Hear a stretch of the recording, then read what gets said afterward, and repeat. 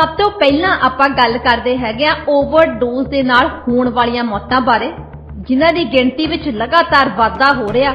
हालांकि 2016 दे विच health emergency ऐलानी गई सी। उस वेले क्या सारे ये अपना कम से कम दलील ये दिंदे सी कि एक तां गैंग घट जानी है ते दूसरा लोगों ने क्योंकि ज़्यादा अवेलेबल होना लोगों ये आम तौर पर तुहानूं मिलिया करूगा, शॉप्स दे विच मिलिया करूगा। हाँ जी। तो फिर लोगों ने घट खाना।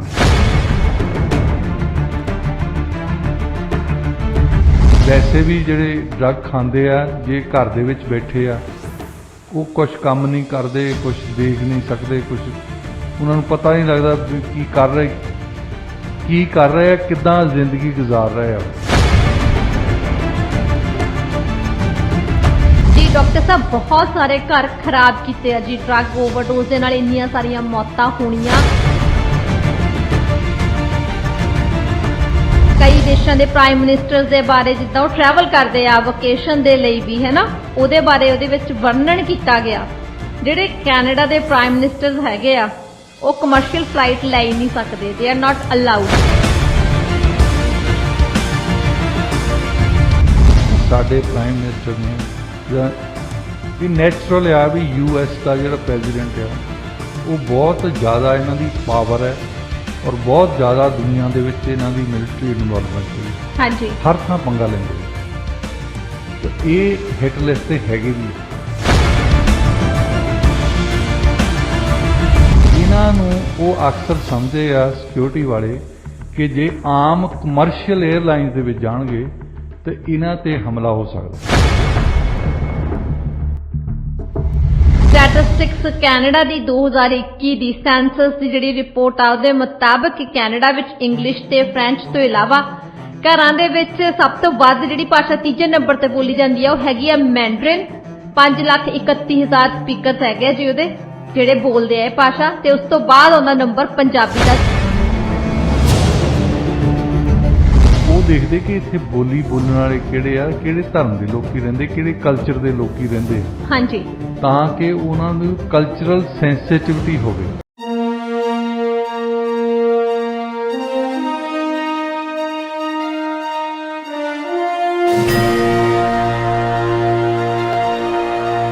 रेडियो इंडिया KRPA 1110 AM ਦੇ ਸਰੋਤਿਆਂ ਨੂੰ ਸੁਖਜੀਤ ਮੰਗਟ ਵੱਲੋਂ ਸਤਿ ਸ਼੍ਰੀ ਅਕਾਲ।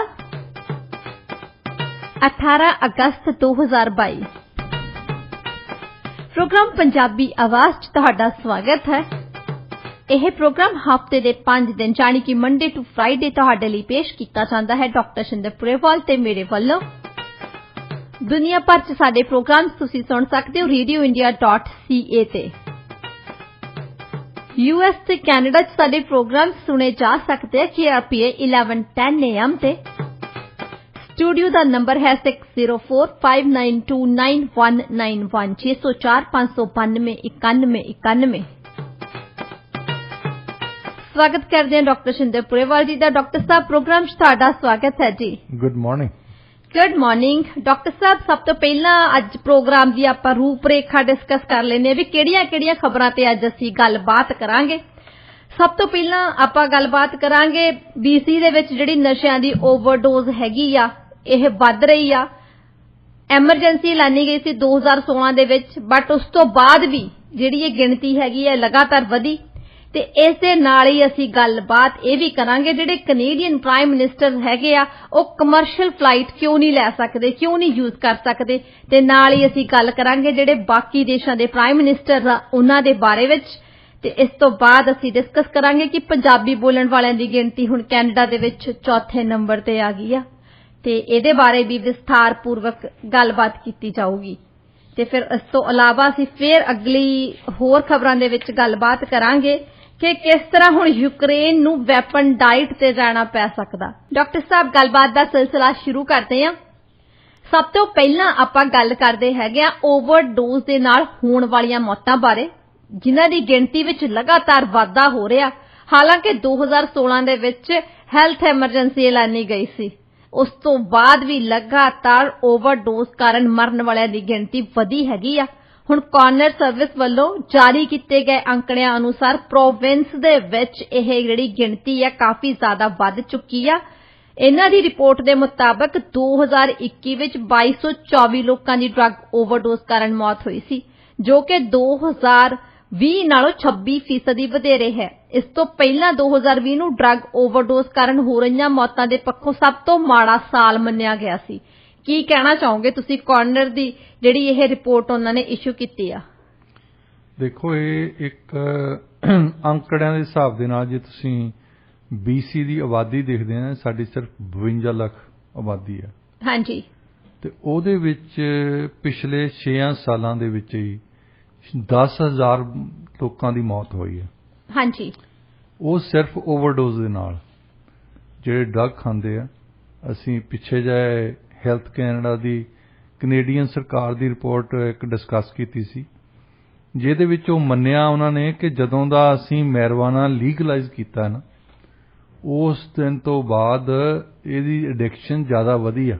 ਹਾਂਜੀ। ਲੋਕੀ ਯੂਜ਼ ਜ਼ਿਆਦਾ ਕਰਨ ਲੱਗੇ ਆ ਜੀ, ਜਿਹੜਾ ਕਿ 2014 ਚ ਜਦੋਂ ਜਸਟਨ ਟਰੂਡੋ ਨੇ ਅਨਾਉਂਸ ਹੀ ਕੀਤਾ ਸੀ, ਉਸ ਵੇਲੇ ਇਹ ਸਾਰੇ ਇਹ ਆਪਣਾ ਕਮ ਸੇ ਕਮ ਦਲੀਲ ਇਹ ਦਿੰਦੇ ਸੀ ਕਿ ਇੱਕ ਤਾਂ ਗੈਂਗ ਘਟ ਜਾਣੀਆਂ ਤੇ ਦੂਸਰਾ ਲੋਕਾਂ ਨੇ, ਕਿਉਂਕਿ ਜ਼ਿਆਦਾ ਅਵੇਲੇਬਲ ਹੋਣਾ ਲੋਕਾਂ ਨੂੰ, ਇਹ ਆਮ ਤੌਰ ਤੇ ਤੁਹਾਨੂੰ ਮਿਲਿਆ ਕਰੂਗਾ, ਸ਼ਾਪਸ ਦੇ ਵਿੱਚ ਮਿਲਿਆ ਕਰੂਗਾ। ਹਾਂਜੀ। ਤਾਂ ਫਿਰ ਲੋਕਾਂ ਨੇ ਘੱਟ ਖਾਣਾ। ਪਰ ਦੋਏ ਗੱਲਾਂ ਗਲਤ ਸਾਬਤ ਕਰਤੀਆਂ। ਉਹਨਾਂ ਦੀ ਆਪਣੀ ਰਿਪੋਰਟ ਨਹੀਂ, ਕਿਸੇ ਹੋਰ ਨੇ ਨਹੀਂ ਗੱਲ ਕੀਤੀ, ਉਹਨਾਂ ਨੇ ਆਪੇ ਹੀ ਕਿਹਾ। ਹੁਣ ਮੰਨਦੇ ਆ, ਸਾਰੀਆਂ ਪੁਲਿਸ ਅਥਾਰਟੀਜ਼ ਮੰਨਦੀਆਂ ਕਿ ਗੈਂਗਸ ਜਿਹੜੀਆਂ ਓਨੀਆਂ ਹੀ ਆ ਜਾਂ ਵਧੀਆਂ ਜ਼ਰੂਰ ਹੋਣਗੀਆਂ। ਹਾਂਜੀ। ਗੈਂਗਸ ਤੇ ਕੋਈ ਅਸਰ ਨਹੀਂ ਪਿਆ, ਡਰੱਗ ਡੀਲਰ ਉਹਨੇ ਤੁਰੇ ਫਿਰਦੇ ਆ। ਦੂਸਰੇ ਤੇ ਪਹਿਲਾਂ ਨਾਲੋਂ ਜ਼ਿਆਦਾ ਬੱਚੇ ਜਾਂ ਹਰ ਉਮਰ ਦੇ ਲੋਕੀ ਜਿਹੜੇ ਆ ਪਹਿਲਾਂ ਨਾਲੋਂ ਜ਼ਿਆਦਾ ਸੇਵਨ ਕਰਦੇ ਆ। ਹਾਂਜੀ। ਸੋ ਦੋਏ ਜਿਹੜੇ ਫਾਲਸ ਸਟੇਟਮੈਂਟਸ ਦਿੱਤੀਆਂ ਸੀ ਉਹਨਾਂ ਨੇ, ਜੇ ਅੱਜ ਕੱਲ ਦੀ ਜਨਰੇਸ਼ਨ ਨੂੰ, ਇੱਕ ਤਾਂ ਉਹ ਜਨਰੇਸ਼ਨ ਚੇਂਜ ਹੋ ਗਈ ਆ 2014 ਵਾਲੀ, ਕਿੰਨੇ ਹੁਣ ਤੁਹਾਡੇ 8 ਸਾਲ ਹੋ ਗਏ, 8 ਸਾਲ 10 ਸਾਲ ਬਾਅਦ ਪੂਰੀ ਜਨਰੇਸ਼ਨ ਚੇਂਜ ਹੋ ਜਾਂਦੀ ਹੈ। ਪਰ ਇਹਦੇ ਵਿੱਚ ਵੀ ਤਬਦੀਲੀ ਆਈ ਨਾ, ਇੱਕ ਕੁਝ ਬੰਦੇ ਇਸ ਜਨਰੇਸ਼ਨ ਨਿਕਲ ਗਏ। ਹੁਣ ਪੇਰੈਂਟਸ ਨੂੰ ਖਾਸ ਤੌਰ ਤੇ ਪਤਾ ਲੱਗਾ ਹੈ, ਜਿਨ੍ਹਾਂ ਦੇ ਘਰ ਜਵਾਨ ਪੁੱਤ ਧੀਆਂ ਦੀਆਂ ਲਾਸ਼ਾਂ ਪਈਆਂ ਨਾ, ਉਹਨਾਂ ਨੂੰ ਜ਼ਿਆਦਾ ਪਤਾ ਹੁੰਦਾ ਜੀ। ਉਹਨਾਂ ਨੇ ਦੇਖਿਆ ਇਹਦਾ ਅਸਰ। ਹਾਂਜੀ। ਜਿਨ੍ਹਾਂ ਦੇ ਵੈਸੇ ਵੀ ਜਿਹੜੇ ਡਰੱਗ ਖਾਂਦੇ ਆ, ਜੇ ਘਰ ਦੇ ਵਿੱਚ ਬੈਠੇ ਆ, ਉਹ ਕੁਝ ਕੰਮ ਨਹੀਂ ਕਰਦੇ, ਕੁਝ ਦੇਖ ਨਹੀਂ ਸਕਦੇ, ਕੁਝ ਉਹਨਾਂ ਨੂੰ ਪਤਾ ਨਹੀਂ ਲੱਗਦਾ ਕੀ ਕਰ ਰਹੇ ਆ, ਕਿੱਦਾਂ ਜ਼ਿੰਦਗੀ ਗੁਜ਼ਾਰ ਰਹੇ ਆ। ਹਾਂਜੀ। ਇਹ ਘਰ ਦੀ ਕਹਾਣੀ ਹੋਈ ਆ ਜੀ। ਡਾਕਟਰ ਸਾਹਿਬ, ਬਹੁਤ ਸਾਰੇ ਘਰ ਖਰਾਬ ਕੀਤੇ ਆ ਜੀ ਡਰੱਗ ਓਵਰਡੋਜ਼ ਦੇ ਨਾਲ, ਇੰਨੀਆਂ ਸਾਰੀਆਂ ਮੌਤਾਂ ਹੋਣੀਆਂ। ਤੁਸੀਂ ਇਹ ਦੇਖੋ ਡਾਕਟਰ ਸਾਹਿਬ, ਇਹਨਾਂ ਨੇ ਹੈਲਥ ਐਮਰਜੈਂਸੀ ਐਲਾਨੀ ਸੀ 2016 ਦੇ ਵਿੱਚ।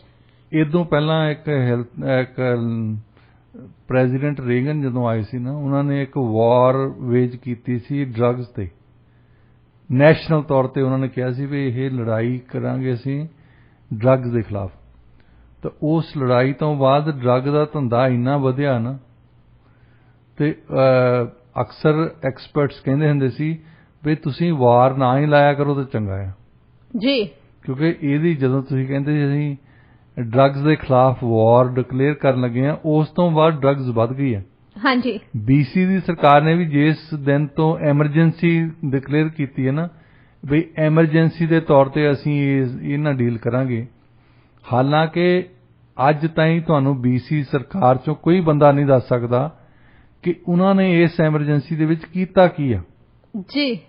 ਇਹਨਾਂ ਨੇ ਹੈਲਥ ਕੇਅਰ ਦੇ ਨਾਲ ਰਿਲੇਟਡ ਇਸ਼ੂ ਆ। ਹਾਂਜੀ। ਇਹ ਕੋਈ ਬਾਹਰਲੀ ਇਸ਼ੂ ਨਹੀਂ, ਹੈਲਥ ਕੇਅਰ ਖਤਮ ਹੀ ਹੋਇਆ, ਇੱਥੇ ਵਧਿਆ ਨਹੀਂ। ਹਾਂਜੀ।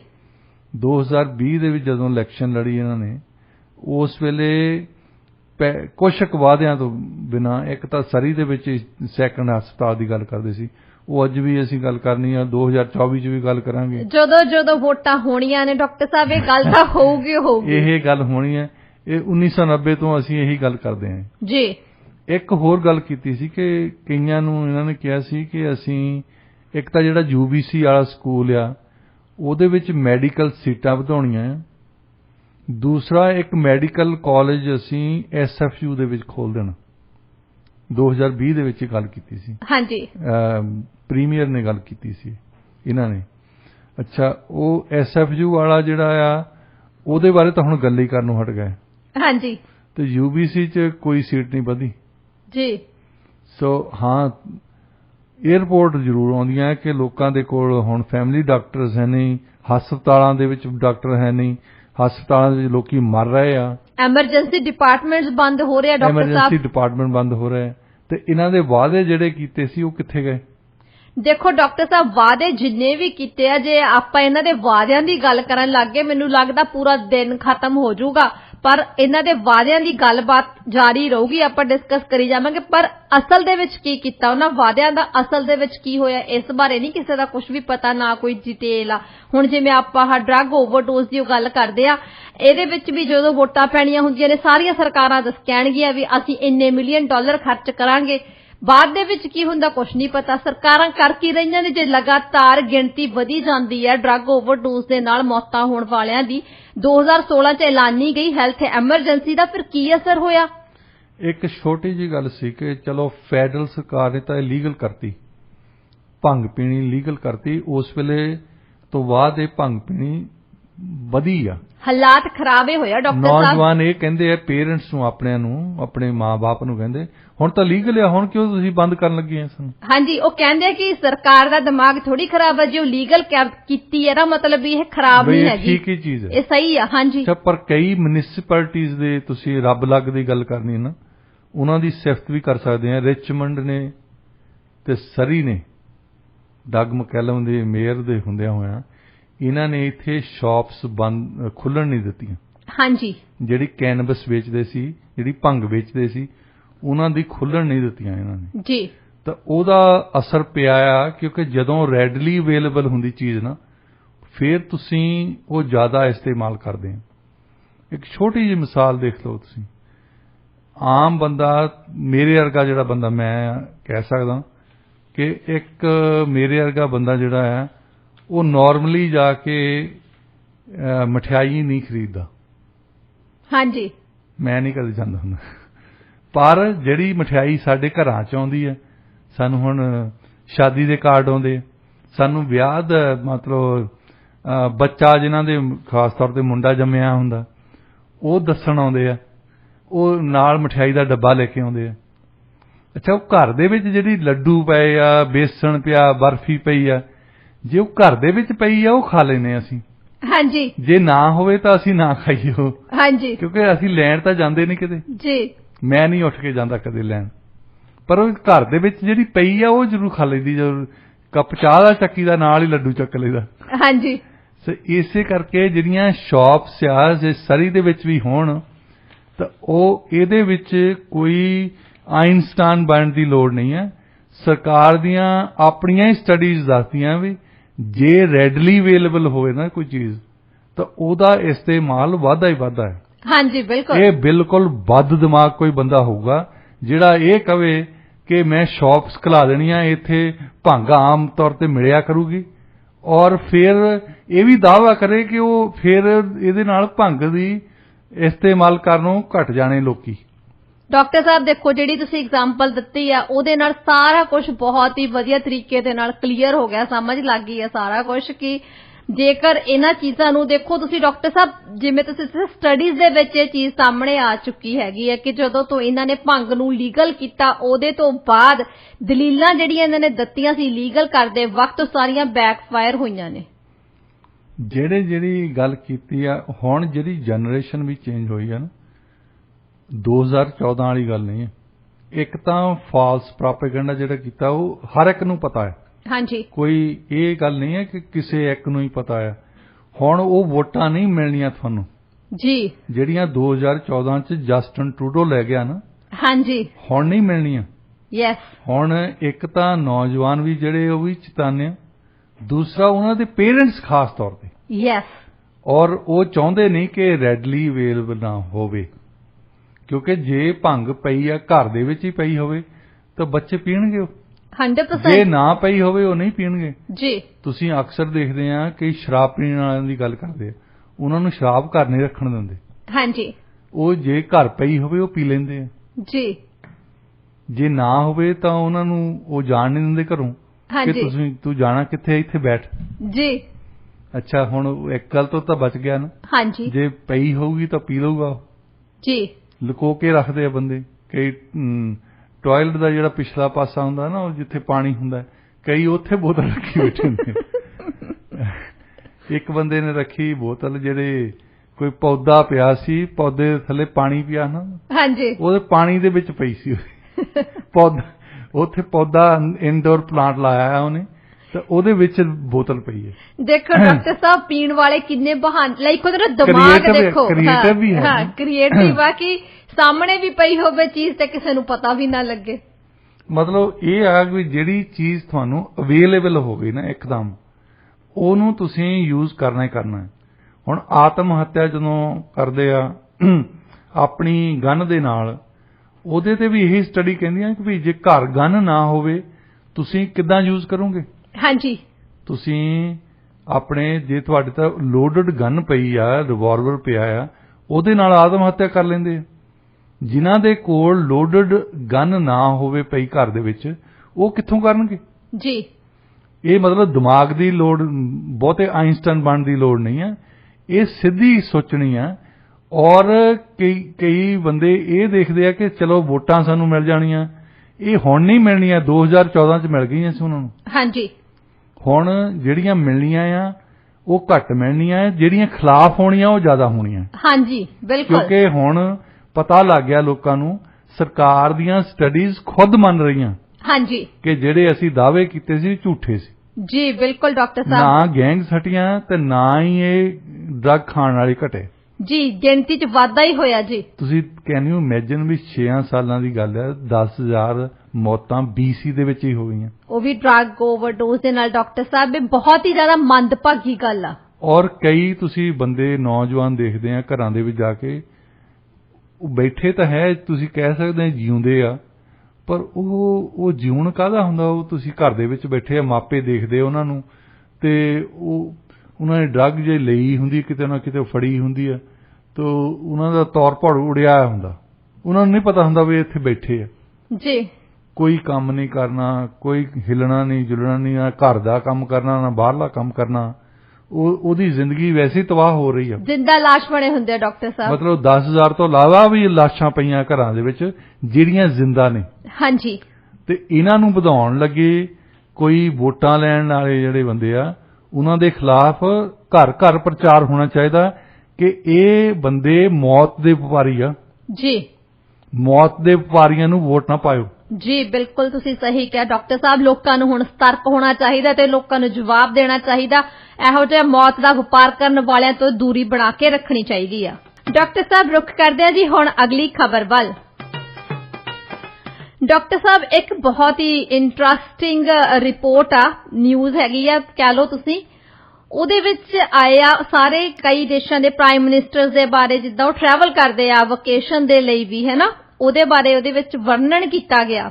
ਜਿਹੜੇ ਕੈਨੇਡਾ ਦੇ ਪ੍ਰਾਈਮ ਮਿਨਿਸਟਰਸ ਹੈਗੇ ਆ, ਉਹ ਕਮਰਸ਼ੀਅਲ ਫਲਾਈਟ ਲੈ ਹੀ ਨਹੀਂ ਸਕਦੇ, ਦੇ ਆਰ ਨਾਟ ਅਲਾਉਡ। ਉਹ ਸਿਕਿਉਰਿਟੀ ਰੀਜ਼ਨ ਕਰਕੇ ਉਹ ਕਹਿੰਦੇ ਹੈਗੇ ਆ। ਪਰ ਇਸ ਤੋਂ ਇਲਾਵਾ ਹੁਣ ਕਈ ਇਹੋ ਜਿਹੇ ਦੇਸ਼ਾਂ ਦੇ ਪ੍ਰਾਈਮ ਮਿਨਿਸਟਰਸ ਵੀ ਹੈਗੇ ਆ ਕਿ ਜਿਹੜੇ ਕਮਰਸ਼ੀਅਲ ਫਲਾਈਟ ਹੀ ਲੈਂਦੇ ਹੈਗੇ ਆ। ਤਾਂ ਤੁਸੀਂ ਇਹ ਸਾਰੀਆਂ ਚੀਜ਼ਾਂ ਬਾਰੇ ਕੀ ਕਹਿਣਾ ਚਾਹੋਗੇ? ਦੇਖੋ, ਹਰ ਇੱਕ ਦੇਸ਼ ਦੀ ਜਿਹੜੀ ਸਿਕਿਉਰਿਟੀ ਏਜੰਸੀਜ਼ ਹੈ ਨਾ, ਉਹ ਪਹਿਲਾਂ ਤਾਂ ਥ੍ਰੈਟ ਅਸੈਸਮੈਂਟ ਕਰਦੀ ਹੈ ਕਿ ਸਾਡੇ ਪ੍ਰਾਈਮ ਮਿਨਿਸਟਰ ਨੂੰ, ਜਿਹਦਾ ਇਹ ਨੈਚੁਰਲ ਆ ਵੀ US ਦਾ ਜਿਹੜਾ ਪ੍ਰੈਜ਼ੀਡੈਂਟ ਆ, ਉਹ ਬਹੁਤ ਜ਼ਿਆਦਾ ਇਹਨਾਂ ਦੀ ਪਾਵਰ ਹੈ ਔਰ ਬਹੁਤ ਜ਼ਿਆਦਾ ਦੁਨੀਆ ਦੇ ਵਿੱਚ ਇਹਨਾਂ ਦੀ ਮਿਲਟਰੀ ਇਨਵੋਲਵਮੈਂਟ ਰਹੀ ਹੈ। ਹਾਂਜੀ। ਹਰ ਥਾਂ ਪੰਗਾ ਲੈਂਦੇ ਆ। ਤੇ ਇਹ ਹਿੱਟ ਲਿਸਟ ਤੇ ਹੈਗੇ ਵੀ ਆ। ਪਿਊਟਨ ਵੀ ਹਿੱਟ ਲਿਸਟ ਤੇ ਹੋਣਾ। ਹਾਂਜੀ। ਸ਼ੀ ਜਿਨਪਿੰਗ ਵੀ ਹਿੱਟ ਲਿਸਟ ਤੇ ਹੋਣਾ ਜੀ। ਇਹਨਾਂ ਨੂੰ ਉਹ ਅਕਸਰ ਸਮਝਦੇ ਆ ਸਿਕਿਉਰਿਟੀ ਵਾਲੇ ਕਿ ਜੇ ਆਮ ਕਮਰਸ਼ੀਅਲ 에ਅਰਲਾਈਨਸ ਦੇ ਵਿੱਚ ਜਾਣਗੇ ਤੇ ਇਹਨਾਂ ਤੇ ਹਮਲਾ ਹੋ ਸਕਦਾ। ਹਾਂਜੀ। ਜਿਹਨੂੰ ਰੋਕਿਆ ਨਹੀਂ ਜਾ ਸਕਦਾ। ਜੀ। ਪਰ ਬਹੁਤਿਆਂ ਦੇਸ਼ਾਂ ਦੇ ਪ੍ਰਾਈਮ ਮਿਨਿਸਟਰ ਪ੍ਰੈਜ਼ੀਡੈਂਟ ਇਸ ਕਰਕੇ ਜਾਂਦੇ ਕਮਰਸ਼ੀਅਲ ਦੇ ਵਿੱਚ ਕਿ ਉੱਥੇ ਐਕਚੁਅਲੀ ਉਹਨਾਂ ਦੇ ਨਾਲ ਉਹਨਾਂ ਦਾ ਸਿਕਿਉਰਿਟੀ ਅਮਲਾ ਮਾਮਲਾ ਬੈਠਾ ਹੁੰਦਾ। ਜੇ ਕੋਈ ਇਦਾਂ ਦੀ ਗੱਲ ਹੋਵੇ ਤਾਂ ਉਹ ਨਾਲ ਸੁੱਤੇ ਨਹੀਂ ਪਏ। ਜੀ। ਉਹ ਰੋਕ ਸਕਦੇ ਆ। ਹਾਂਜੀ। ਹੁਣ ਤੁਸੀਂ ਕੈਨੇਡਾ ਦੇ ਪ੍ਰਾਈਮ ਮਿਨਿਸਟਰ ਨੂੰ ਯੂਕੇ ਦੇ ਪ੍ਰਾਈਮ ਮਿਨਿਸਟਰ ਨਾਲ ਕੰਪੇਅਰ ਕਰ ਲਓ। ਹਾਂਜੀ, ਦੋਨੋਂ ਹੀ ਵਕੇਸ਼ਨ ਤੇ ਗਏ ਹੋਏ ਆ। ਦੋਨੇ ਵਕੇਸ਼ਨ ਤੇ ਗਏ ਹੋਏ ਨੇ। ਹਾਂਜੀ।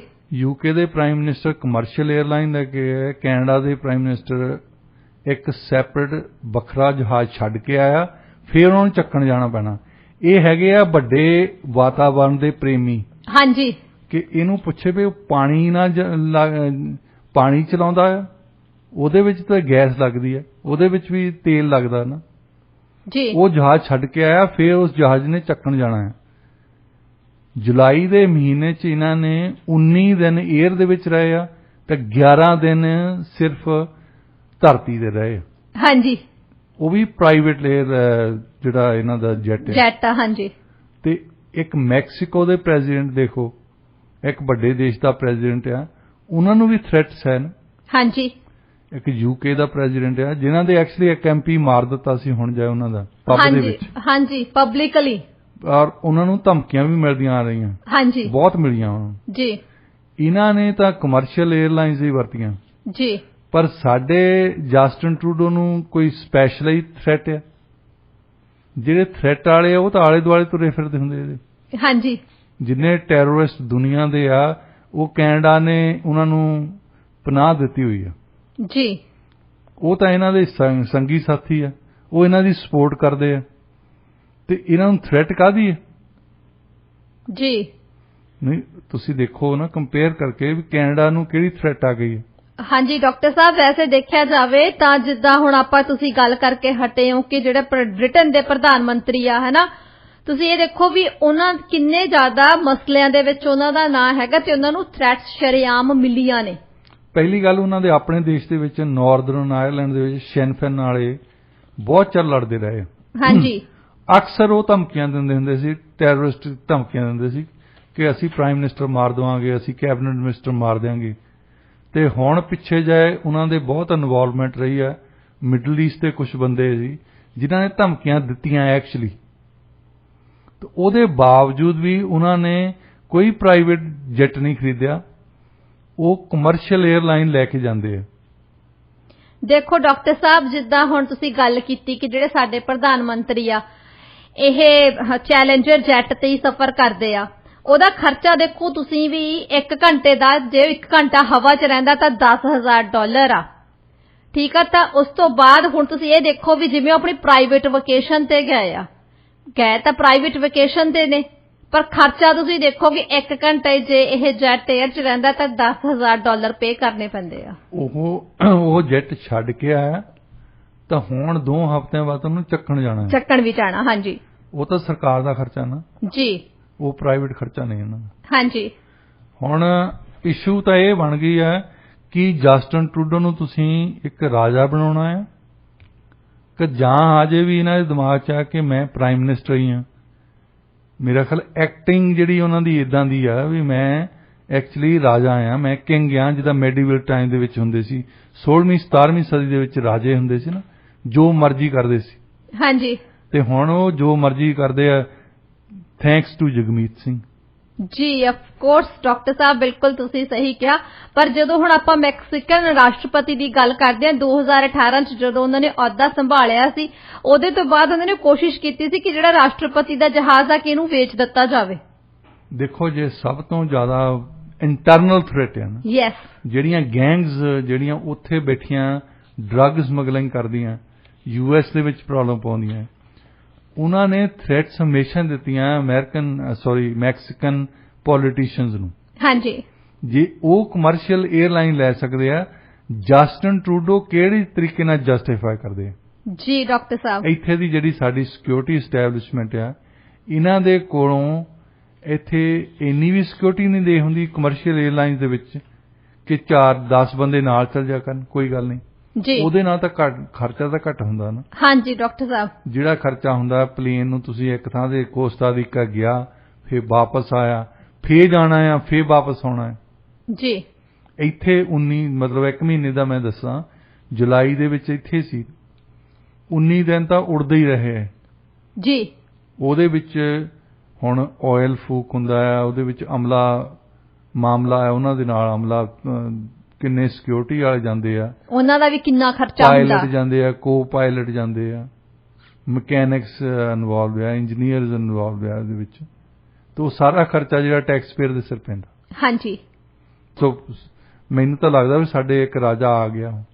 ਡਾਕਟਰ ਸਾਹਿਬ, ਜਿਨ੍ਹਾਂ ਦੀ ਤਾਂ ਜਾਨ ਨੂੰ ਖਤਰਾ, ਉਹ ਤਾਂ ਕਮਰਸ਼ੀਅਲ ਫਲਾਈਟਸ ਲਾਉਂਦੇ ਆ, ਤੇ ਜਿਨ੍ਹਾਂ ਦੀ ਜਾਨ ਨੂੰ ਖਤਰਾ ਹੈ ਨਹੀਂ ਵੈਸੇ, ਉਹਨਾਂ ਦੇ ਲਈ ਦੇਖੋ ਤੁਸੀਂ ਹੁਣੇ ਪ੍ਰਾਈਵੇਟ ਜੈਟ ਵਰਤਦੇ ਹੈਗੇ। ਡਾਕਟਰ ਸਾਹਿਬ, ਪੰਜਾਬੀ ਬੋਲਣ ਵਾਲਿਆਂ ਦੀ ਗਿਣਤੀ ਹੁਣ ਕੈਨੇਡਾ ਦੇ ਵਿੱਚ ਚੌਥੇ ਨੰਬਰ ਤੇ ਆ।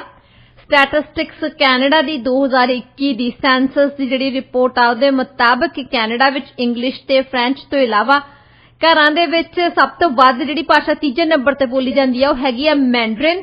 5,31,000 ਸਪੀਕਰਸ ਹੈਗੇ ਆ ਜੀ ਉਹਦੇ, ਜਿਹੜੇ ਬੋਲਦੇ ਆ ਇਹ ਭਾਸ਼ਾ, ਤੇ ਉਸ ਤੋਂ ਬਾਅਦ ਉਹਦਾ ਨੰਬਰ ਪੰਜਾਬੀ ਦਾ ਚੌਥੇ ਨੰਬਰ ਤੇ 5,20,000 ਪੰਜਾਬੀ ਬੋਲਣ ਵਾਲੇ ਹੈਗੇ ਆ। ਤੁਸੀਂ ਕੀ ਕਹਿਣਾ ਚਾਹੋਗੇ ਇਸ ਰਿਪੋਰਟ ਦੇ ਬਾਰੇ? ਐਕਚੁਅਲੀ ਨੰਬਰ ਤਾਂ ਪੰਜਾਬੀਆਂ ਦਾ ਥੋੜਾ ਜ਼ਿਆਦਾ ਹੋਣਾ, ਮੈਂਡਰਨ ਦਾ ਵੀ ਥੋੜਾ ਜ਼ਿਆਦਾ ਹੋਣਾ, ਪਰ ਬਹੁਤ ਬੰਦੇ ਇੱਕ ਲੌਂਗ ਫਾਰਮ ਹੁੰਦਾ ਸੈਂਸਸ ਦੇ ਵਿੱਚ 10 ਸਾਲਾਂ ਬਾਅਦ ਜਿਹੜੀ ਫੁੱਲ ਸੈਂਸਸ ਹੁੰਦੀ ਨਾ, ਹਾਂਜੀ, ਤੇ ਉਹ ਰੈਂਡਮਲੀ ਪਿਕ ਕਰਦੇ ਆ ਬੰਦਿਆਂ ਨੂੰ, ਮਤਲਬ ਥੋੜੇ ਜਿਹੇ ਬੰਦਿਆਂ ਨੂੰ ਲੌਂਗ ਫਾਰਮ ਉਹਨਾਂ ਨੂੰ ਭਰਨਾ ਪੈਂਦਾ, ਤੇ ਉਹਦੇ ਵਿੱਚ ਫਿਰ ਇਦਾਂ ਦੇ ਸਵਾਲ ਪੁੱਛਦੇ ਵੀ ਤੁਹਾਡਾ ਧਰਮ ਕੀ ਆ, ਤੁਹਾਡੀ ਬੋਲੀ ਕੀ ਆ, ਕੀ ਕਰਦੇ ਆ, ਕੀ ਖਾਂਦੇ ਆ, ਕਿੰਨੀ ਇਨਕਮ ਆ, ਕੀ ਕਰ, ਤੇ ਉਹਦੇ ਜਦੋਂ ਤੁਸੀਂ ਭਰਦੇ ਆ ਤੇ ਉਹ ਤੋਂ ਫਿਰ ਉਹ ਐਕਸਟ੍ਰੈਪੋਲੇਟ ਕਰਦੇ ਆ ਕਿ ਕਿੰਨੇ ਪਰਸੈਂਟ ਜਿਹੜੀ ਆਬਾਦੀ ਆ ਸਾਡੀ ਉਹ ਬੋਲੀ ਬੋਲਦੀ ਆ, ਉਹ ਧਰਮ ਦੇ ਵਿੱਚ ਯਕੀਨ ਕਰਦੀ ਆ। ਸੋ ਪੰਜਾਬੀਆਂ ਦੀ ਐਕਚੁਅਲ ਗਿਣਤੀ ਜ਼ਿਆਦਾ ਹੋਣੀ ਆ, ਪਰ ਇਹ ਵੀ ਖੁਸ਼ੀ ਦੀ ਗੱਲ ਹੈ ਕਿ ਹੁਣ ਇਹ ਇੰਡੀਕੇਟ ਕਰਦਾ ਕਿ ਜਿਹੜੇ ਲੌਂਗ ਫਾਰਮ ਦੇ ਵਿੱਚ ਲੋਕਾਂ ਨੇ ਪੰਜਾਬੀ ਭਾਸ਼ਾ ਭਰੀ ਆ ਆਪਣੀ ਜੀ। ਮੈਂਡਰਨ ਜੇ ਭਰਦੇ ਆ ਤਾਂ ਸਾਡੀ ਵੀ ਭਾਸ਼ਾ ਭਰਦੇ ਆ। ਹਾਂਜੀ। ਸੋ ਚੌਥੇ ਨੰਬਰ ਤੇ ਆਉਣਾ, ਕਿਉਂਕਿ ਇਹਦਾ ਮੰਤਵ ਇਹ ਹੁੰਦਾ ਸੈਂਸਸ ਦਾ, ਇਹੀ ਨਹੀਂ ਕਿ ਸਿੰਪਲੀ ਉਹਨਾਂ ਨੇ ਨੰਬਰ ਸਿਲੈਕਟ ਕਰ ਲਏ, ਉਹਨਾਂ ਨੇ ਲੈ ਲਏ ਤੇ ਉਹ ਰਿਲੀਜ਼ ਕਰਤੇ। ਇਹਦਾ ਮਤਲਬ ਹੁੰਦਾ ਕਿ ਜਦੋਂ ਸਰਕਾਰ ਸੇਵਾਵਾਂ ਪ੍ਰਦਾਨ ਕਰਦੀ ਨਾ, ਫਾਰ ਐਗਜ਼ਾਮਪਲ ਉਹਨੇ ਇੱਕ ਏਰੀਏ ਦੇ ਵਿੱਚੋਂ ਉੱਥੇ ਹੈਲਥ ਸਰਵਿਸਿਜ਼ ਪ੍ਰੋਵਾਈਡ ਕਰਨੀਆਂ ਜਾਂ ਉੱਥੇ ਕੋਈ ਪੈਨਸ਼ਨ ਦੀਆਂ ਸੇਵਾਵਾਂ ਪ੍ਰਦਾਨ ਕਰਨੀਆਂ, ਤਾਂ ਉਹ ਦੇਖਦੇ ਕਿ ਇੱਥੇ ਬੋਲੀ ਬੋਲਣ ਵਾਲੇ ਕਿਹੜੇ ਆ, ਕਿਹੜੇ ਧਰਮ ਦੇ ਲੋਕੀ ਰਹਿੰਦੇ, ਕਿਹੜੇ ਕਲਚਰ ਦੇ ਲੋਕੀ ਰਹਿੰਦੇ ਆ। ਹਾਂਜੀ। ਤਾਂ ਕਿ ਉਹਨਾਂ ਨੂੰ ਕਲਚਰਲ ਸੈਂਸਿਟਿਵਿਟੀ ਹੋਵੇ ਜੀ, ਜਿਸ ਤਰੀਕੇ ਦੇ ਨਾਲ ਉਹਨਾਂ ਨੇ ਪ੍ਰਦਾਨ ਕਰਨੀਆਂ। ਜੇ ਉਸ ਜਗ੍ਹਾ ਤੇ ਪੰਜਾਬੀ ਬੋਲਣ ਵਾਲੇ ਜ਼ਿਆਦਾ ਰਹਿੰਦੇ ਹੋਣ ਤਾਂ ਫਿਰ ਉਹ ਸਟਾਫ ਵੀ ਉੱਥੇ ਪੰਜਾਬੀ ਬੋਲਣ ਵਾਲਾ ਜ਼ਰੂਰ ਰੱਖਣਗੇ ਨਾਲ। ਹਾਂਜੀ। ਸੋ ਸਰਕਾਰ ਦੀਆਂ ਸੇਵਾਵਾਂ ਲੈਣ ਲਈ ਨਾ ਇਹ ਇੰਪੋਰਟੈਂਟ ਹੁੰਦਾ ਕਿ ਤੁਸੀਂ ਆਪਣੀ ਭਾਸ਼ਾ ਉੱਤੇ ਫਾਰਮ ਤੇ ਲਿਖੋ। ਹਾਂਜੀ। ਕਿਉਂਕਿ ਕੱਲ ਨੂੰ ਜੇ ਸਰਕਾਰ ਨੇ ਕੋਈ ਵੀ ਸੇਵਾ ਦੇਣੀ ਆ ਤੁਹਾਡੇ ਏਰੀਏ ਦੇ ਵਿੱਚ, ਉਹ ਏਰੀਆ ਜਿਹੜਾ ਸਾਡਾ ਪੋਸਟਲ ਕੋਡ ਅਕਸਰ ਦੇਖਦੇ ਆ ਕਿ ਇਹਨੇ ਪੋਸਟਲ ਕੋਡ ਤੇ ਕਿੰਨੇ ਬੰਦੇ ਰਹਿੰਦੇ ਆ। ਹਾਂਜੀ। ਤੇ ਉਹਦੇ ਹਿਸਾਬ ਨਾਲ ਸਰਵਿਸ ਪ੍ਰੋਵਾਈਡ ਕਰਦੇ। ਹਾਂਜੀ। ਹੁਣ ਵੱਡੀ ਜਿਹੜੀ ਕੰਟਰੋਵਰਸੀ ਦੀ ਇਸ਼ੂ ਆ ਗਈ ਆ ਇਸ ਬੋਲੀ ਦੇ ਆਧਾਰ ਤੇ ਜਿਹੜੀ ਸੈਂਸਸ ਹੋਈ ਆ, ਉਹ ਆਈ ਆ ਕਿ ਫ੍ਰੈਂਚ ਲੈਂਗੁਏਜ ਘਟੀ ਆ। ਹਾਂਜੀ। ਹੁਣ ਫ੍ਰੈਂਚ ਇੱਕ ਜ਼ਮਾਨੇ ਦੇ ਵਿੱਚ ਅੰਗਰੇਜ਼ੀ ਦੇ ਨਾਲੋਂ ਜ਼ਿਆਦਾ ਹੁੰਦੇ ਸੀ। ਜਦੋਂ 1867 ਦੇ ਵਿੱਚ ਸਾਡਾ ਦੇਸ਼ ਬਣਿਆ, ਕੈਨੇਡਾ ਬਣਿਆ, ਉਸ ਵੇਲੇ ਇੰਗਲਿਸ਼ 70% ਲਿਖਾਉਂਦੇ ਸੀ ਤੇ ਫ੍ਰੈਂਚ 30% ਲਿਖਾਉਂਦੇ। ਹੁਣ ਉਹ 30% ਤੋਂ 19% ਤੇ ਆਏ ਆ ਤੇ ਇਹ 70 ਤੋਂ 75 ਤੇ ਚਲ ਗਏ। ਹਾਂਜੀ। ਹੁਣ ਉਹ ਇਸ ਕਰਕੇ ਕਿਊਬੈਕ ਵਾਲਿਆਂ ਨੇ ਸਕੰਜਾ ਕੱਸਣਾ ਆ ਜੀ ਕਿ ਫ੍ਰੈਂਚ ਲੈਂਗੁਏਜ ਨੂੰ ਵਧਾਉਣਾ ਕਿੱਦਾਂ ਆ, ਫ੍ਰੈਂਚ ਲੈਂਗੁਏਜ ਨੂੰ ਰੱਖਣਾ ਕਿੱਦਾਂ ਆ, ਕਾਇਮ ਕਿੱਦਾਂ ਰਵੇ ਇਹ ਲੈਂਗੁਏਜ, ਤੇ ਉਹਦੇ ਬਾਰੇ ਕੰਟਰੋਵਰਸੀ ਹੋਰ ਵੀ ਆਉਣੀ ਆ। ਹਾਂਜੀ। ਅੱਗੇ ਵੀ ਆਉਂਦੀ ਰਹੀ ਆ, ਹੁਣ ਵੀ ਆਉਣੀ ਆ ਜੀ। ਅੱਗੇ ਜਿੱਦਾਂ ਫਾਰ ਐਗਜ਼ਾਮਪਲ ਉਹ ਕਹਿੰਦੇ ਸੀਗੇ ਜੇ ਤੁਸੀਂ ਆਪਣੇ ਬਿਜ਼ਨਸ ਦੇ ਮੋਹਰੇ ਵੀ ਸਾਈਨ ਲਾਉਣਾ ਹੈ ਨਾ, ਸਾਈਨ ਲੈਂਗੁਏਜ, ਤਾਂ ਉਹ ਫ੍ਰੈਂਚ ਦੇ ਵਿੱਚ ਲਾਓ ਜੀ। ਫਿਰ ਉਸ ਤੋਂ ਬਾਅਦ ਜੋ ਕੋਰਟਸ ਨੇ ਇੰਟਰਵੀਨ ਕੀਤਾ ਤੇ ਹੁਣ ਉਹਨਾਂ ਨੇ ਚੇਂਜ ਕਰਤਾ, ਪਰ ਉਹ ਪਰਨਾਲਾ ਉੱਥੇ ਦਾ ਉੱਥੇ ਹੀ ਆ। ਹਾਂਜੀ। ਹੁਣ ਜੇ ਤੁਸੀਂ ਆਪਣੇ ਬਿਜ਼ਨਸ ਦੇ ਮੋਹਰੇ ਸਾਈਨ ਲਾਉਣਾ ਚਾਹੁੰਦੇ ਆ ਨਾ, ਕਿਸੇ ਵੀ ਭਾਸ਼ਾ 'ਚ ਲਿਖ ਸਕਦੇ, ਤੁਸੀਂ ਪੰਜਾਬੀ 'ਚ ਲਿਖਦੇ ਇੱਥੇ ਸਮੋਸੇ ਮਿਲਦੇ ਆ। ਹਾਂਜੀ। ਪਰ ਫ੍ਰੈਂਚ ਦੇ ਵਿੱਚ ਉਹ ਸਾਈਨ ਐਗਜ਼ੈਕਟਲੀ ਜਿਹੜਾ ਉਹਦੀ ਟਰਾਂਸਲੇਸ਼ਨ ਉਹ ਦੁੱਗਣਾ ਸਾਈਨ ਹੋਣਾ ਚਾਹੀਦਾ। ਜੇ ਤੁਹਾਡੇ ਅੱਖਰ ਨਾ ਪੰਜਾਬੀ ਦੇ ਵਿੱਚ ਲਿਖੇ ਆ 8 ਇੰਚ ਤੇ ਫ੍ਰੈਂਚ ਸਾਈਨ ਜਿਹੜਾ 16 ਇੰਚ ਦਾ ਹੋਣਾ ਚਾਹੀਦਾ। ਡਬਲ ਹੋ ਜਾਂਦਾ, ਆਲਮੋਸਟ ਡਬਲ ਹੋ ਜਾਂਦਾ। ਉਹ ਐਕਚੁਅਲੀ ਆ ਕੇ ਜਿਹੜੀ ਉਹਨਾਂ ਦੀ ਲੈਂਗੁਏਜ ਇੰਸਪੈਕਸ਼ਨ ਵਾਲੀ ਕਰਦੀ ਆ ਟੀਮ ਨਾ, ਉਹ ਮਿਣ ਕੇ ਜਾਂਦੇ ਆ। ਤੁਸੀਂ ਮੌਂਟਰੀਅਲ ਜਾਓਗੇ ਜਾਂ ਕਿਬੈਕ ਸਿਟੀ ਜਾਣ, ਜਿਹੜੇ ਬਿਜ਼ਨਸ ਵਾਲੇ ਉਹਨਾਂ ਨੂੰ ਪੁੱਛਿਓ ਤੁਸੀਂ, ਜੇ ਉਹ ਗ੍ਰੀਕ ਦੇ ਵਿੱਚ ਲਿਖਿਆ ਹੈ, ਇਟਾਲੀਅਨ ਦੇ ਵਿੱਚ ਲਿਖਿਆ ਹੈ, ਕਿਸੇ ਨੇ ਮੈਂਡਰਿਨ ਦੇ ਵਿੱਚ ਲਿਖਿਆ ਹੈ, ਉਹ ਕਹਿੰਦੇ ਕਿ ਆਉਂਦੇ ਆ ਤਾਂ ਉਹ ਐਕਚੁਅਲੀ ਐਂਚੀ ਟੇਪ ਲੈ ਕੇ ਆਉਂਦੇ ਹੁੰਦੇ, ਉਹ ਮਿਣਦੇ ਆ ਕਿ ਇਹ ਸਾਈਨ ਜਿਹੜਾ ਹੈ ਐਗਜ਼ੈਕਟਲੀ ਇਹ ਤੋਂ ਦੁੱਗਣਾ ਹੈਗਾ। ਹਾਂਜੀ। ਹੁਣ ਤੁਸੀਂ ਸਾਈਨ ਲਾਇਆ ਹੋਵੇ 10 ਇੰਚ ਦਾ, ਜਿਹੜਾ ਗ੍ਰੀਕ ਦੇ ਵਿੱਚ ਹੋਵੇ, ਤਾਂ ਉਹ ਜੇ ਜਿਹੜਾ ਫ੍ਰੈਂਚ ਸਾਈਨ ਹੈ 19 ਇੰਚ ਦਾ ਹੀ ਆ, ਉਹ ਕਹਿੰਦੇ ਉਹ ਢਾਹ ਕੇ 20 ਇੰਚ ਕਰ ਰਹੇ। ਹਾਂਜੀ। ਉਹਨਾਂ ਦਾ ਖਰਚਾ ਵੱਧ ਜਾਂਦਾ। ਹਾਂਜੀ। ਸੋ ਇਸ ਕਰਕੇ ਬਹੁਤੇ ਬਿਜ਼ਨਸਮੈਨ, ਸਮਾਲ ਬਿਜ਼ਨਸਮੈਨ ਨਾ, ਮੈਂ ਦੇਖਿਆ ਉੱਥੇ, ਉਹ ਕਹਿੰਦੇ ਕਿ ਅਸੀਂ ਇੰਚ ਜ਼ਿਆਦਾ ਹੀ ਰੱਖਦੇ ਹੁੰਦੇ ਹਾਂ, ਪਹਿਲਾਂ ਹੀ ਜ਼ਿਆਦਾ ਰੱਖਦੇ ਨੇ, ਮੁੜ ਕੇ ਜੋ ਘਟ ਜਾਣਾ ਇਹਦਾ ਖਰਚਾ ਵੀ ਬਹੁਤ ਹੁੰਦਾ। ਪਹਿਲਾਂ ਤੁਹਾਨੂੰ ਅਰੇਜ਼ ਕਰੋਗੇ ਪੁਰਾਣੇ ਨੂੰ, ਨਵਾਂ ਸਾਈਨ ਲਾਓਗੇ ਤਾਂ ਉਹਨਾਂ ਨੇ ਦੁਬਾਰਾ ਇੰਸਪੈਕਸ਼ਨ ਫੇਰ ਕਰਨ ਆਉਣੀ ਹੈ। ਹਾਂਜੀ। ਉਹ ਤੇ ਪਹਿਲੀ ਵਾਰੀ ਤੇ ਫਾਈਨ ਵੀ ਕਰਕੇ ਜਾਂਦੇ। ਸੋ 3 ਚੀਜ਼ਾਂ ਹੋ ਜਾਂਦੀਆਂ ਨੇ, ਇੱਕ ਤਾਂ ਅਰੇਜ਼ ਕਰਨਾ, ਫਿਰ ਫਾਈਨ ਪੇ ਕਰਨਾ, ਫਿਰ ਨਵਾਂ ਸਾਈਨ ਲਾਉਣਾ। ਹਾਂਜੀ। ਤੇ ਇਹਦੇ ਤੇ ਕਮ ਸੇ ਕਮ ਚਲੋ ਅਫੀਸ਼ੀਅਲ ਲੈਂਗੁਏਜ ਅਸੀਂ ਨਹੀਂ ਆ ਤਾਂ ਇਹ ਰੌਲਾ ਰੱਪਾ ਨਹੀਂ ਪੈਂਦਾ, ਪਰ ਕਮ ਸੇ ਕਮ ਇੰਨਾ ਜ਼ਰੂਰ ਹੈ ਕਿ ਪੰਜਾਬੀ, ਹੁਣ ਜੇ ਪੰਜਾਬੀ ਦੇ ਵਿੱਚ ਸੇਵਾਵਾਂ ਲੈਣੀਆਂ ਆ ਕਿਤੇ, ਤੁਸੀਂ ਪ੍ਰੋਵਿੰਸ਼ੀਅਲ ਸਰਕਾਰ ਨੂੰ ਵੀ ਕਹਿ ਸਕਦੇ ਆ, ਕਿਉਂਕਿ ਜਿਹੜਾ ਵੀ ਪੋਸਟਲ ਕੋਡ ਦੇ ਵਿੱਚ ਜਿਸੇ ਪੰਜਾਬੀ ਲੋਕੀ ਰਹਿੰਦੇ ਹੋਣਗੇ, ਉਸ ਤਰ੍ਹਾਂ ਦੀਆਂ ਸੇਵਾਵਾਂ ਲਈ ਤੁਸੀਂ ਲੌਬੀ ਕਰ ਸਕਦੇ। ਹਾਂਜੀ। ਤੁਸੀਂ ਇਹ ਦੱਸ ਸਕਦੇ ਕਿ ਇਸ ਪੋਸਟਲ ਕੋਡ ਤੇ, ਕਿਉਂਕਿ ਜਿਹੜੀ ਸਟੈਟਸ ਕੈਨੇਡਾ ਹੈ ਨਾ, ਉਹ ਅੰਕੜੇ ਜਦੋਂ ਬਣਾਉਂਦੀ ਹੈ ਪੋਸਟਲ ਕੋਡ ਦੇ ਹਿਸਾਬ ਦੇ ਨਾਲ ਬਣਾਉਂਦੀ ਹੈ। ਰਾਈਟ।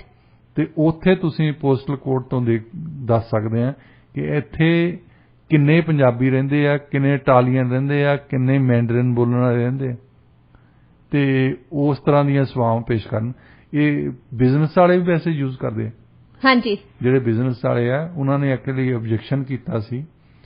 ਸਟੀਫਨ ਹਾਰਪਰ ਨੇ ਲੌਂਗ ਫਾਰਮ ਬੰਦ ਕਰਤਾ ਸੀ।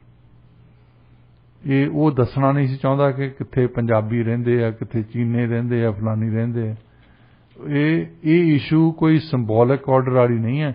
ਇਹ ਇਸ਼ੂ ਹੈਗੀ ਹੈ ਕਿ ਸਰਕਾਰ ਜਿਹੜੀਆਂ ਸੇਵਾਵਾਂ ਦਿੰਦੀ ਆ ਲੋਕਾਂ ਨੂੰ, ਉਹ ਫਿਰ ਕਲਚਰਲ ਸੈਂਸਿਟਿਵਿਟੀ ਜਾਂ ਲੈਂਗੁਏਜ ਸੈਂਸਿਟਿਵਿਟੀ ਹੋਣੀ ਚਾਹੀਦੀ ਉਹਦੇ ਵਿੱਚ, ਤਾਂ ਉਹਦੇ 'ਚ ਤੁਸੀਂ ਲੌਬੀ ਕਰ ਸਕਦੇ, ਤਾਂ ਹੀ ਕਰ ਸਕਦੇ ਜੇ ਤੁਹਾਡੇ ਤੋਂ ਅੰਕੜੇ ਹੋਣ।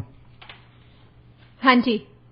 ਸੋ ਉਸ ਤੋਂ ਬਾਅਦ ਜਿਹੜੇ ਇੱਥੇ ਦੇ ਬਿਜ਼ਨਸ ਕਮਿਊਨਿਟੀ ਸੀ ਤੇ ਜਿਹੜੀ ਇੰਟੈਲੀਜੈਂਸੀਆ ਸੀ, ਕਿਉਂਕਿ ਯੂਨੀਵਰਸਿਟੀ ਦੇ ਵਿੱਚ ਜਦੋਂ ਅਸੀਂ ਰਿਸਰਚ ਕਰਦੇ ਹਾਂ, ਅਸੀਂ ਸਟੈਟਸ ਕੈਨੇਡਾ ਦੇ ਕੋਲੋਂ ਅੰਕੜੇ ਲਈਦੇ। ਹਾਂਜੀ। ਉਹਨਾਂ ਨੂੰ ਪੁੱਛਦੇ ਹਾਂ ਵੀ ਸਾਨੂੰ ਦੱਸੋ ਵੀ ਇੱਥੇ ਨੇਪਾਲੀ ਕਿੰਨੇ ਰਹਿੰਦੇ, ਫਾਰ ਐਗਜ਼ਾਮਪਲ। ਜੇ ਮੈਂ ਕੋਈ ਨੇਪਾਲੀਆਂ ਤੇ ਕੁਝ ਖੋਜ ਕਰਨੀ ਹੋਵੇ ਤਾਂ ਸਟੈਟਸ ਕੈਨੇਡਾ ਨੂੰ ਪੁੱਛੀਦਾ ਜੀ, ਵੀ ਦੱਸੋ ਸਾਨੂੰ ਨੇਪਾਲੀ ਇੱਥੇ BC ਦੇ ਵਿੱਚ ਕਿੰਨੇ ਰਹਿੰਦੇ। ਉਹ ਜੇ ਲਿਖਣਗੇ ਪਹਿਲੀ ਗੱਲ ਤਾਂ ਅਸੀਂ ਨੇਪਾਲੀ ਆ, ਤਾਂ ਫੇਰ ਹੀ ਅੰਕੜਿਆਂ ਦੇ ਵਿੱਚ ਸ਼ਾਮਲ ਹੋਣੇ ਆ। ਪਰ ਜੇ ਉਹ ਲੌਂਗ ਫਾਰਮ ਤੁਸੀਂ ਬੰਦ ਕਰ ਦੇਵੋਗੇ, ਜਿੱਦਾਂ ਸਟੀਫਨ ਹਾਰਪਰ ਨੇ ਕੀਤਾ ਸੀ, ਫੇਰ ਤੁਹਾਨੂੰ ਅੰਕੜਿਆਂ ਦਾ ਪਤਾ ਨਹੀਂ ਲੱਗਣਾ ਜੀ। ਤਾਂ ਬਿਜ਼ਨਸ ਨੇ ਜ਼ਿਆਦਾ ਲੌਬੀ ਕੀਤਾ ਇਸ ਗੱਲ ਤੇ ਕਿ ਜੇ ਅਸੀਂ ਫਾਰ ਐਗਜ਼ਾਮਪਲ ਤੁਸੀਂ ਕਾਰਾਂ ਵੇਚਣੀਆਂ, ਹੁਣ ਤਾਂ ਮੇਰਾ ਖਿਆਲ ਸਾਡਾ ਰੁਝਾਨ ਬਦਲ ਗਿਆ। ਪਹਿਲਾਂ ਸਾਡੇ ਬੰਦੇ ਜ਼ਿਆਦਾ ਸ਼ੈਵਰਲੇਟ ਦੀਆਂ ਕਾਰਾਂ ਖਰੀਦਦੇ ਹੁੰਦੇ ਸੀ। ਸੋ ਉਹ ਸ਼ੈਵਰਲੇਟ ਵਾਲਿਆਂ ਨੂੰ ਪਤਾ ਹੁੰਦਾ ਸੀ, ਉਹਨਾਂ ਨੇ ਜਿੱਥੇ ਹਿੰਦੁਸਤਾਨੀ ਏਰੀਆ ਉੱਥੇ ਜ਼ਰੂਰ ਖੋਲਦੇ ਸੀ ਕੋਈ ਨਾ ਕੋਈ ਡੀਲਰਸ਼ਿਪ ਕਿ ਇਹ ਜ਼ਿਆਦਾ ਲੋਕੀ ਖਰੀਦਦੇ। ਹਾਂਜੀ। ਹੁਣ ਫੋਰਡ ਕਾਰਾਂ ਤੁਸੀਂ ਦੇਖਦੇ ਆ ਜ਼ਿਆਦਾ ਜਿਹੜੇ ਯੂਰਪੀਅਨ ਮੂਲ ਤੋਂ ਆਏ ਆ ਨਾ ਬੁੱਢੇ, ਉਹ ਜ਼ਿਆਦਾ ਫੋਰਡ ਦੀਆਂ ਕਾਰਾਂ ਖਰੀਦਦੇ ਜੀ। ਤੇ ਯੰਗ ਜਨਰੇਸ਼ਨ ਦੇ ਵਿੱਚ ਹੋਂਡਾ ਦੀਆਂ, ਟੋਯੋਟਾ ਦੀਆਂ ਜ਼ਿਆਦਾ ਵਿਕਦੀ ਜੀ। ਸੋ ਉਹ ਪਹਿਲਾਂ ਪੁੱਛਦੇ ਆ ਵੀ ਇੱਥੇ ਕਿੰਨੇ ਕੁ ਲੋਕੀ ਰਹਿੰਦੇ ਆ, ਤੇ ਇਹ ਹੈਲਪ ਕਰਦੇ ਆ ਉਹਨਾਂ ਦੀ ਬਿਜ਼ਨਸ ਦੇ ਵਿੱਚ। ਤੁਸੀਂ ਹੁਣ ਇੱਕ ਥਾਂ ਤੇ ਬਿਜ਼ਨਸ ਖੋਲ੍ਹੋ ਤਾਂ ਤੁਹਾਡਾ ਟਾਰਗੇਟਡ ਆਡੀਅੰਸ ਹੋਵੇ ਹੀ ਨਾ ਉੱਥੇ ਜੀ। ਸੋ ਉਹ ਰਿਸਰਚ ਜਦੋਂ ਕਰਦੇ ਆ ਨਾ ਬਿਜ਼ਨਸ ਖੋਲ੍ਹਣ ਤੋਂ ਪਹਿਲਾਂ, ਬਹੁਤੇ ਬਿਜ਼ਨਸ ਤਾਂ ਹੀ ਫੇਲ ਹੁੰਦੇ ਆ ਕਿ ਰਿਸਰਚ ਹੀ ਨਹੀਂ ਕਰਦੇ। ਹਾਂਜੀ। ਕੋਈ ਖੋਜ ਨਹੀਂ ਕਰਦਾ। ਕੋਈ ਬੰਦਾ ਬਿਜ਼ਨਸ ਖੋਲ੍ਹ ਕੇ ਬੈਠਾ, ਉਹਨੂੰ ਪੁੱਛੋ ਸਵਾਲ ਵੀ ਤੂੰ ਰਿਸਰਚ ਕੀਤੀ ਸੀ ਇਸ ਏਰੀਏ ਦੇ ਵਿੱਚ, ਆਹ ਚੀਜ਼ ਤੇਰੀ ਵਿਕ ਜਾਊਗੀ, ਉਹ ਪੁੱਛੂਗਾ ਵੀ ਰਿਸਰਚ ਕੀ ਚੀਜ਼ ਹੁੰਦੀ ਹੈ। ਹਾਂਜੀ। ਇਸ ਬਾਰੇ ਸੋਚਦੇ ਨਹੀਂ ਬਹੁਤੇ ਲੋਕ, ਸੋਚਦੇ ਨਹੀਂ, ਉਹ ਤਾਂ ਹੀ ਫੇਲ ਹੁੰਦੇ। ਹਾਂਜੀ। ਜੇ ਇਸ ਬੰਦੇ ਨੇ ਪਹਿਲਾਂ ਖੋਜ ਕੀਤੀ ਆ, ਪਹਿਲਾਂ ਸਟੱਡੀ ਕਰਵਾਈ ਆ ਕਿ ਇੱਥੇ ਕਿੰਨੇ ਲੋਕੀ ਰਹਿੰਦੇ ਆ, ਕਿੰਨਾ ਕੰਪੀਟੀਸ਼ਨ ਹੈ ਮੇਰਾ। ਹਾਂਜੀ, ਤੁਸੀਂ ਕਹਿੰਦੇ ਕਿ ਮੈਂ ਜਰਮਨ ਰੈਸਟੋਰੈਂਟ ਖੋਲ੍ਹਣਾ ਇੱਥੇ, ਵੀ ਉਹ ਜਰਮਨ ਫੂਡ ਖਾਣ ਵਾਲੇ ਵੀ ਹੈਗੇ ਇੱਥੇ।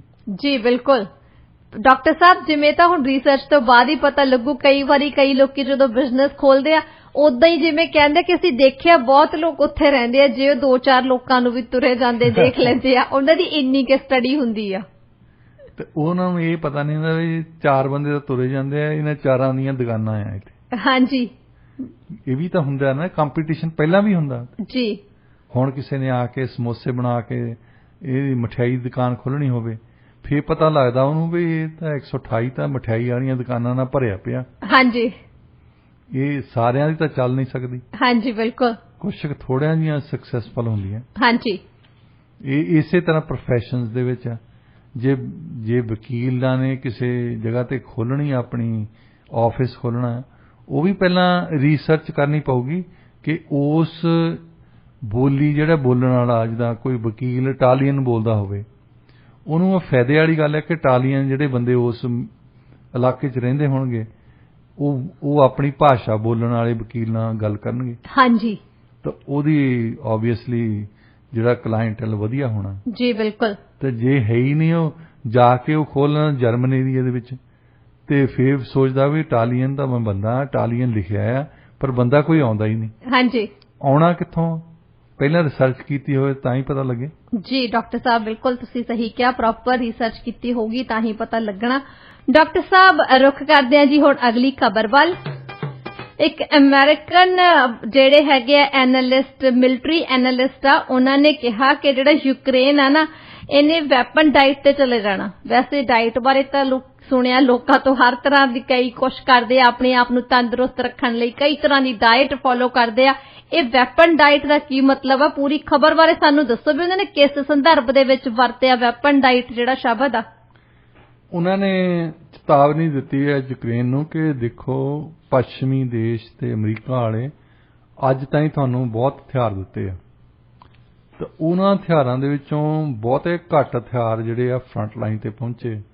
ਹਾਂਜੀ, ਵਿੱਚੋਂ ਵਿਚਾਲੇ ਕਿਹਨੇ ਵੇਚਤੇ, ਕਿੱਥੇ ਗਏ, ਕਿੱਥੇ ਨਹੀਂ ਗਏ, ਉਹ ਤਾਂ ਸਾਨੂੰ ਬਾਅਦ 'ਚ ਹੀ ਪਤਾ ਲੱਗੂਗਾ ਜਦੋਂ ਕਿਤੇ ਇਨਵੈਸਟੀਗੇਸ਼ਨ ਹੋਈ। ਹਾਂਜੀ, ਫਿਲਹਾਲ ਤਾਂ ਮਿਸਟਰੀ ਬਣਿਆ ਹੋਇਆ ਸਾਰਾ ਕੁਝ। ਤੇ ਹੁਣ ਉਹ ਕਹਿੰਦੇ ਕਿ ਹੋਰ ਹਥਿਆਰ ਜਿਹੜੇ ਇਹਨਾਂ ਨੂੰ ਨਹੀਂ ਮਿਲਣੇ, ਕਿਉਂਕਿ ਜਿਨ੍ਹਾਂ ਨੇ ਵੇਚਣੇ, ਜਿਨ੍ਹਾਂ ਨੇ ਇਹਨਾਂ ਨੂੰ ਭੇਜਣੇ ਸੀ, ਉਹ ਵੀ ਖਤਮ ਹੋ ਗਏ ਉਹਨਾਂ ਦੇ ਕੋਲੋਂ।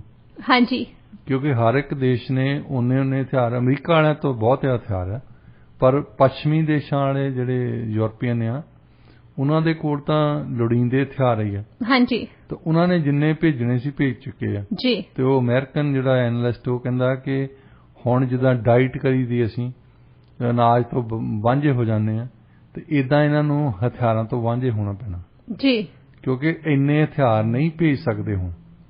ਬਿਲਕੁਲ। ਹੁਣ ਸਾਡੇ ਡਾਈਟ ਦਾ ਮਤਲਬ ਤਾਂ ਅਸੀਂ ਸਿੱਧਾ ਹੀ ਸਮਝਦੇ ਹਾਂ ਕਿ ਸ਼ਰਾਧਾਂ ਵਾਲੇ ਦਿਨ ਤੇ ਪੰਡਿਤ ਜੀ ਨੂੰ ਬੁਲਾਉਣ ਦੀ ਲੋੜ ਨਹੀਂ ਹੈ, ਕਿਉਂਕਿ ਉਹਦਾ ਢਿੱਡ ਭਰਿਆ ਆਇਆ ਹੁੰਦਾ। ਹਾਂਜੀ, ਇਦਾਂ ਹੀ ਸਾਡੇ ਪਿੰਡ ਹੁੰਦਾ ਸੀ, ਵੱਡਾ ਪਿੰਡ ਸੀ, ਤੇ 5 ਪਿਆਰੇ ਬਿਠਾ ਦਿੰਦੇ ਸੀ ਸਾਡੇ, ਤੇ 5 ਪਿਆਰੇ ਵੀ ਪ੍ਰੋਫੈਸ਼ਨਲ ਹੀ ਹੁੰਦੇ ਸੀ। ਇੱਕ ਬਾਬਾ ਜੀ, ਉਹ ਬੱਚਿਆਂ ਨੂੰ ਖੁਸ਼ ਕਰਨ ਲਈ ਉਹ ਵੱਖ-ਵੱਖ ਜਾਨਵਰਾਂ ਦੀਆਂ ਆਵਾਜ਼ਾਂ ਕੱਢਦੇ ਹੁੰਦੇ ਸੀ, ਐਂਟਰਟੇਨ ਕਰਦੇ ਹੁੰਦੇ ਸੀ ਬੱਚਿਆਂ ਨੂੰ। ਅਸੀਂ ਜਾ ਕਹਿਣਾ, ਬਾਬਾ ਜੀ ਤੁਸੀਂ ਕਾਂ ਬੋਲਦਾ ਸੁਣਾਓ, ਉਹਨਾਂ ਨੇ ਕਾਂ ਵਾਂਗੂ ਬੋਲ ਕੇ ਸੁਣਾ। ਹਾਂਜੀ, ਤੇ ਜਦ ਉਹਨਾਂ ਦੀ ਇੱਕ ਗੱਲ ਹੋਰ ਸੀ ਕਿ ਜਦੋਂ ਉਹਨਾਂ ਨੂੰ 5 ਪਿਆਰਿਆਂ ਨੂੰ ਲੋਕੀ ਘਰ ਸੱਦਦੇ ਆ, ਉਹਨਾਂ ਨੂੰ ਖਾਣ ਨੂੰ ਖੀਰ ਕੜਾਹ ਦਿੰਦੇ ਆ, ਚੰਗੇ ਪਕਵਾਨ ਬਣਾਉਂਦੇ ਆ, ਤੇ ਉਦੋਂ ਬਾਅਦ ਆ ਕੇ ਉਹਨਾਂ ਨੇ ਗੁਰਦੁਆਰੇ ਜਾ ਕੇ ਸੌਂ ਜਾਣਾ, ਤਾਂ ਅਸੀਂ ਕਹਿਣਾ ਬਾਬਾ ਜੀ ਕਾਂ ਤੋਤਾ ਬੋਲਦਾ ਸੁਣਾਓ। ਉਹਨੇ ਕਹਿਣਾ ਹੁਣ ਤਾਂ ਮੇਰਾ ਜਿਹੜਾ ਖਾਣਾ ਆ ਉਹ ਤਾਂ ਗਲੇ ਤਾਂ ਆਇਆ ਆ, ਹੋਰ 2-4 ਘੰਟਿਆਂ ਨੂੰ ਪੁੱਛਿਓ, ਫੇਰ ਥੋੜਾ ਜਿਹਾ ਖਾਲੀ ਹੋਣਾ, ਫੇਰ ਬੋਲੂਗਾ। ਹਾਂਜੀ, ਕਿ ਉਹ ਤੋਤਾ ਕਿੱਦਾਂ ਬੋਲੇ, ਉੱਥੇ ਤਾਂ ਸਾਰਾ ਕੜਾਹ ਪਿਆ ਹੈ। ਹਾਂਜੀ, ਤਾਂ ਇਸ ਤਰ੍ਹਾਂ ਇਹਨਾਂ ਨੇ ਹਥਿਆਰ ਬਹੁਤ ਦਿੱਤੇ ਇਹਨਾਂ ਨੂੰ, ਜਿੱਦਾਂ ਯੂਕਰੇਨ ਵਾਲਿਆਂ ਨੂੰ 5 ਪਿਆਰੇ ਸਮਝਿਆ ਸੀ, ਪਰ ਉਹ ਹਥਿਆਰ ਉਹਨਾਂ ਦੀਆਂ ਫੌਜਾਂ ਦੇ ਫਰੰਟ ਲਾਈਨ ਤੇ ਨਹੀਂ ਪਹੁੰਚੇ ਜੀ, ਇਹ ਉਹ ਆਪ ਵੀ ਮੰਨਦੇ ਆ। ਹਾਂਜੀ, ਤੇ ਹੁਣ ਚੇਤਾਵਨੀ ਇਹੀ ਆ ਵੀ ਜਿਨ੍ਹਾਂ ਨੇ ਹਥਿਆਰ ਦਿੱਤੇ ਆ ਤੁਹਾਨੂੰ, ਉਹਨਾਂ ਤੋਂ ਹੁਣ ਆਪਣੇ ਆਪ ਜੋਗੇ ਹੀ ਆ, ਉਹਨਾਂ ਨੇ ਹੋਰ ਨਹੀਂ ਦੇਣੇ ਜੀ। ਤੇ ਹੁਣ ਤੁਹਾਨੂੰ ਜਾਣ ਦੀ ਲੋੜ ਆ ਡਾਈਟ ਤੇ।